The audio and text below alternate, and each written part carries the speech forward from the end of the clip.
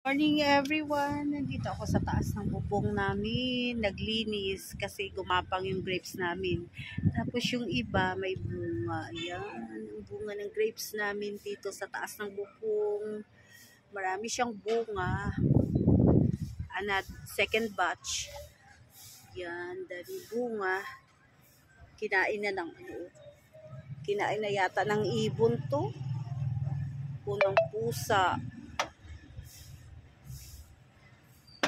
Kinakain ng pusa, nilalaro nila. Tapos, ayun pa, ang daming bulaklak.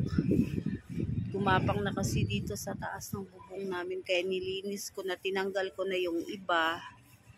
Tapos dapat, kinakat ito. Hindi ako nagdala ng cutter. Ng pang pruning. Ayoko nang gumapang sila. Dati ang daming bunga dito sa taas. Kaya tinatanggal ko na, pinuputol ko na sila. Pero doon sa baba namumunga na, umuusbong na ulit yung mga, umuusbong na ulit yung mga bagong dahon, tapos may kasama ng bunga. Kaya malalaki na ulit yan. After 3 months, mag-harvest na ulit kami ng grapes. Bye po. Thank you for watching. Bye-bye.